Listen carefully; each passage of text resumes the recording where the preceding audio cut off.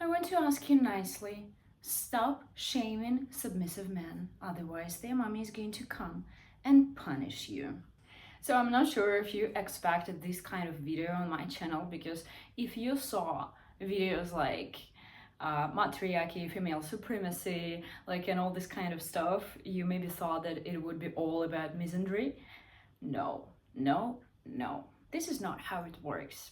As a Dom, you must have a lot of care for your subs. And here I'm not talking about those who just slide into your DM, send you their genitals, and telling you what exactly they like without you even being interested in that. Like, I don't care. And I would never call these people submissive, because for me, a submissive man, he makes it about the woman he serves, the woman he worships. It's not even about his desires. I mean, of course, yeah, it takes a big role here, but it's still not the first thing, because submission is about submission to your dom, not about you, first of all. Even if, yes, you get a lot of pleasure by putting you behind, under, etc. Yeah, but just because you want to get some special experience, it doesn't make you submissive. It's all about sexual preferences. And men with just more standard sexual preferences, they behave in the same way. They don't ask you what you want. They just care for what they want, and they bomb you with their stupid messages. So you are no different from them. And okay, I just want to make sure that I'm not talking about these people. I'm not going to protect you, okay? I'm not advocating for you. Just don't watch my video, because this is another category of men who do not respect women. They don't care about them. They care just what they wanted, their pleasure, and their pleasure is a little bit different from standard one. So yeah, if you are a dominatrix, you must have a lot of care for those who submitted to you, and are online as well, if it's long term. If it's just one time thing, yeah, of course you have to respect each other, but we cannot speak about that much care about one time online thing. If it's offline, yeah, that's different.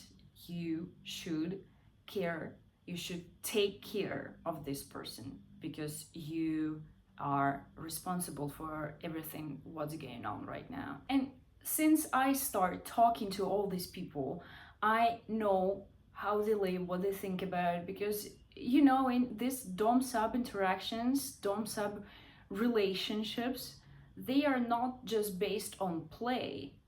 If it's something long term, then you become not just a kinky play partner, you become more like a mentor. You guide this person, and you have to talk a lot to build a connection, because I don't really believe in that you can do this seriously, like something to truly enjoy this, if it's just based on fetishes. I don't get it when it's just only based on fetishes, because behind this everything, there is a lot of care for people, desire to help them grow, develop, and stop hiding. Because it's not that you just play with them, they can play with anyone else. I mean, okay, I'm talking you, but I'm obviously talking about myself. This is what it's like for me. This is not just money, this is not just a job, this is something I like doing. And I mean, some of my other professions that were before getting into this one, they had very similar dynamics. I was teaching people, I was guiding them, I was talking a lot, and they kind of depended on me. And since now I'm a professional dominatrix, I talk to a lot of men, submissive men, or those who just want to try. And yeah, that's that's such a huge stigma on them. And of course, it's nothing in comparison to what women have been through. We are not going to forget about this, but yeah, we still have to pay attention. So it's a huge stigma and expectations of what a man should be. Oh no, poor man, you have to be all masculine and eat bricks for breakfast. Well, that's more like a task for submissive men, I guess. But yeah, how do people imagine a man? A man. What is a man? I'm not going to talk about all these social constructs about masculinity and what people think you're supposed to be. You all know about this. And this can be like really unhealthy.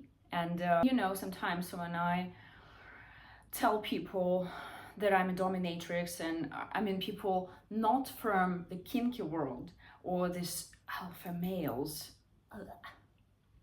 So when I tell them about this, they're like, but who are these men who come to you? So they think that these are like complete losers. And I mean, partially it's true, but they can be losers, or maybe they are not. That also depends. Because I mean, if you have any experience talking to a submissive man, or maybe you are a submissive man, you know that your social level doesn't really reflect your sexuality. Because I've talked to a lot of men who, yeah, we can call them losers in life, who didn't have a good job, who don't have enough money to pay you, who know deeply that a pretty woman would never pay attention at them. Yes, can we call them losers? Or maybe this word should be left just for the play. A person should give you your consent to be called a loser. You cannot call anyone a loser just because you think he is a loser. I mean, of course you can, depending on the situation, but I just hate it when people assume that if this is a submissive man, then he's a loser. This is not how it works. I know hundreds of losers in life, but they try to overcompensate by dominating women, by treating women like, oh, hey, you do this for me. This is disgusting. And there are a lot of submissive men who are successful in life, who are rich, who are respectful, who are dominant, if you want, in real life, in social life, and who are submissive to a woman. For me, I think that's like the perfect option. That's I'm just kind of describing a perfect man for me. Oh, are they sick? What's wrong with them? No, what's wrong with you? Why are you kink shaming? Why are you shaming people for what they do? Like, you always need to shame something you don't understand. And you know what? I just hate when people believe that if a man is submissive, then he's weak. Can you get busted in this area without screaming? Can you receive 100 kicks? Can you get so much pain and so much shame and humiliation and then be like, okay, thank you, goddess, and then go and do your stuff? Can you process it without getting traumatized? So, strong man, can you do this? Or is it going to break you? I often say that submission works like therapy with the right dom and with the right sub. Well, not with the right approach, okay? It cannot replace real therapy, but it can work like therapy. Just imagine when you get degraded by a woman, like for a couple of hours straight, getting piss and like some other liquids on your head, serving as a personal toilet. I'm not going to describe it here, okay? So I'm just trying to be careful enough so my channel doesn't get removed from YouTube. So after this experience, when someone tells you that you are a fool, he would be like, yeah, try harder. It takes so much strength. It takes so much, I don't know what exactly, so much guts to trust someone. I would never be able to trust anyone. You literally trust your life. But still, among people, it's seen as weakness. Because when I talk to subs, I've just heard so many stories and so many fears, what exactly they fear. And I find it fascinating, how big it is. And I mean, I will explain you why. But let me share some examples. I had a submissive who was so scared that I would see his name, his face, and then finally, like, I ended up seeing his face and his name. And he was so terrified that he couldn't continue. Even if he knew that I wouldn't do anything. I mean, he didn't know it for sure, of course, but he couldn't relax after that. And you know what? He was involved into a project. And the project was about building a platform for people, and it was about love and sexuality. How you have to be open with your partner. Don't be afraid to share what you want. So that was the idea of the project. And then, like, how, so when he said that, or he heard some stories how submissive man committed a suicide, or because some dom blackmail him. I mean, that's hard to believe, but at the same time, you can believe in that. I had another submissive who was a blogger, and he had quite a big audience. And when I asked him, like, are you open about your submission? He said, yes, but I wouldn't know, like, so many people to know about this.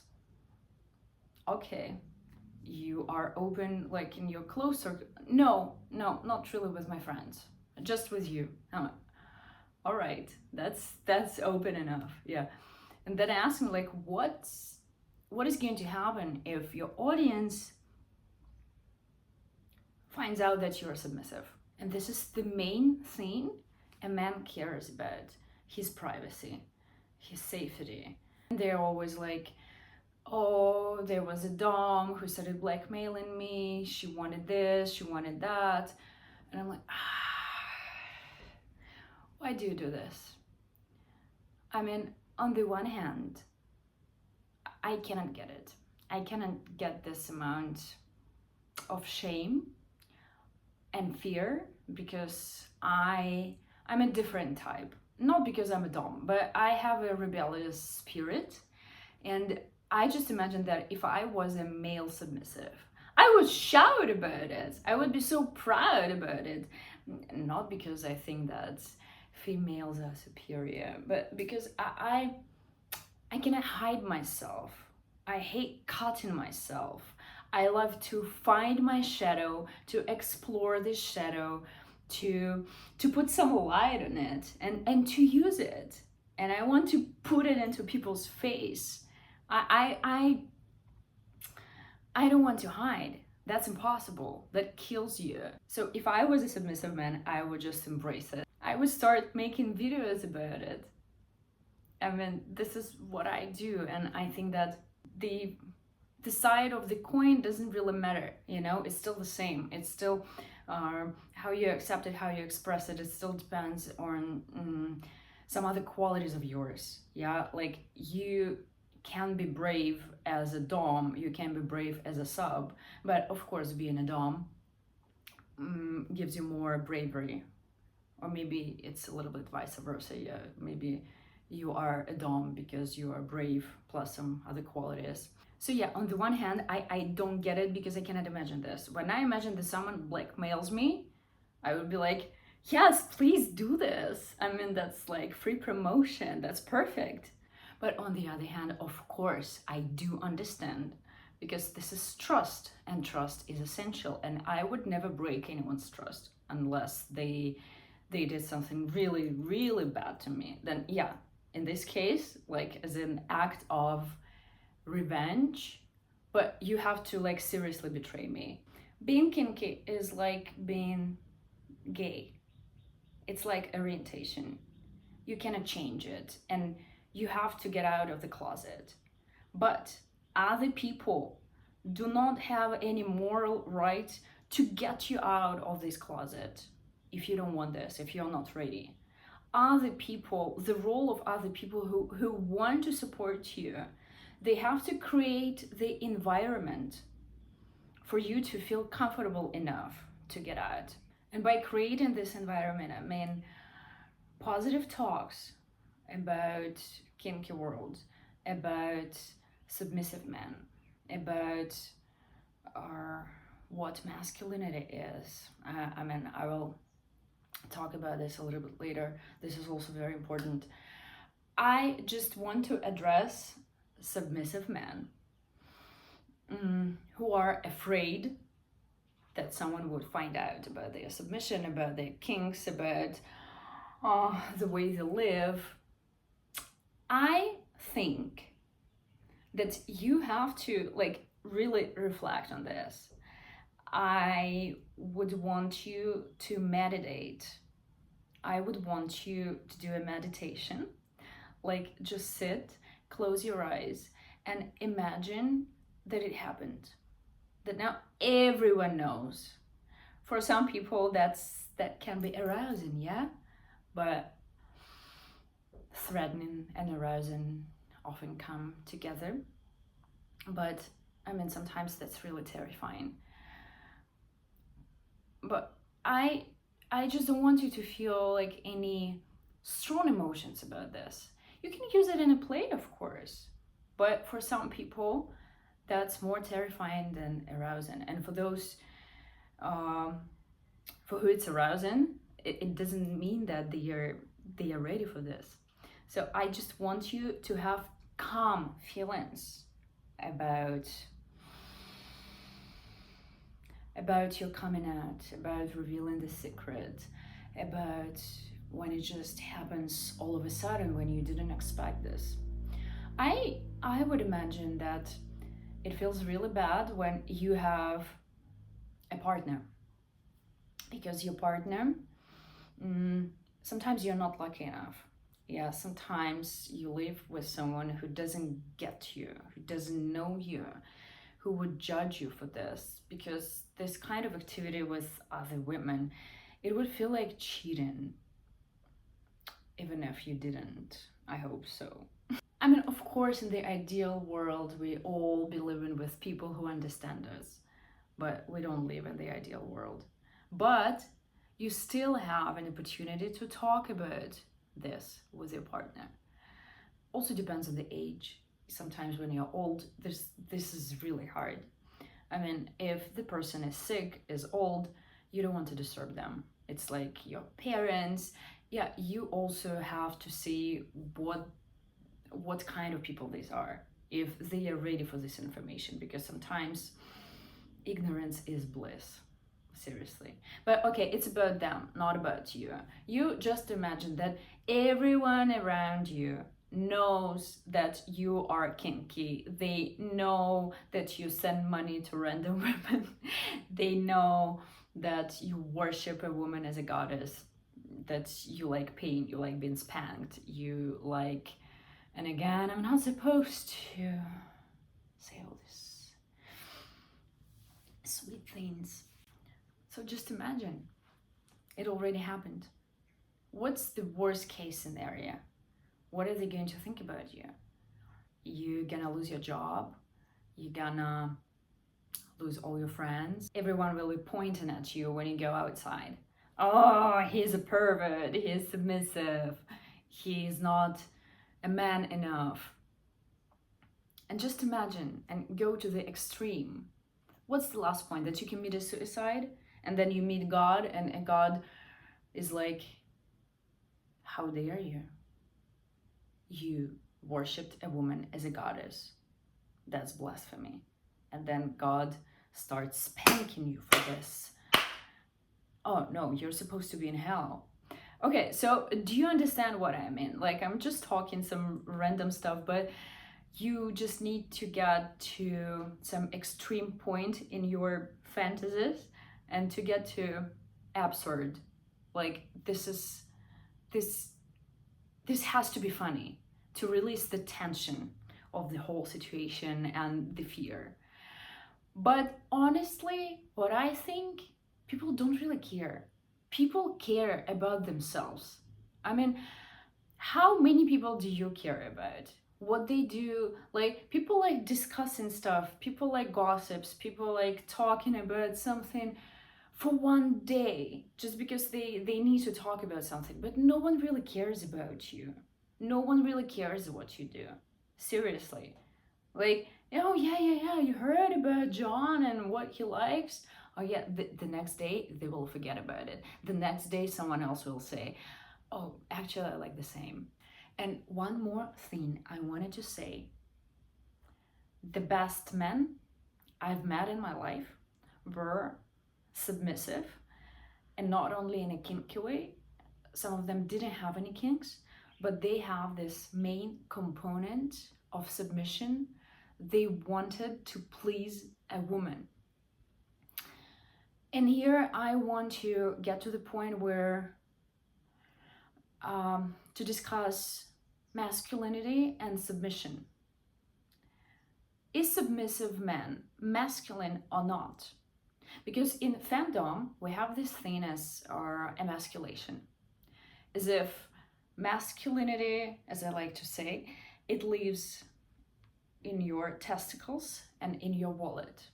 And we, as doms, we affect both things, and you lose your masculinity. But do you? Or is it just a play? Okay, so you crush your genitals, you want, like, you, for example, you have a castration fetish. Yeah, you want to be emasculated because like it feels like a burden. Then what do you become? Do you become a woman? No way. You know what I don't do? Feminization, and I mean in a way of gender humiliation. Like, no, no, no. I like cross-dressing. I like sissification, and again for the looks. But I would never humiliate someone calling a girl, because being a woman, being a girl is a privilege. So what do you become after submission and emasculation? Do you become less masculine? Do you become less of a man? And I disagree with this, because for me, submissive men are masculine. What do I understand by masculine man? This is a man who takes care of a woman. This is a man who wants to, and does it, who wants to provide and protect. And now here, when I say protect, you just imagine that submissive is a weak man. But let's imagine this role model, a queen and her knight. He is submissive to his queen. She is dominant, but he would kill anyone who approaches her. He would protect her, but he is submissive. Is a knight weak? And I can think of like so many examples when submissive men protect the dominant woman, because again, a dominant man doesn't need a protection from submissive female. Like, this is not how it works. I can see quite a big difference between male dom and femdom, and because this is a big difference between genders. Okay, I described it in my video about matriarchy, that matriarchy is not the mirror of patriarchy, and it works in a different way. So yeah, let's get back to submissive men. Do they lack masculinity? Again, for me, a masculine man, it is someone who provides, protects, pleases, 3P rule. That's essential for me. in a paid dom-sub relationship and also in my personal relationships. Like, this 3P rule is very important. And also we can say that it's a dominant man who is submissive to a woman. Why would you need to prove anything to your woman? Go and prove it at work. Go earn a lot of money. Go do something important for the humanity. But when you come home, okay, I hope that you got my message, and if you are a submissive man who watches this video, I hope that you felt more comfortable, more accepted, and more wanted. That's great to be submissive. Be proud of that.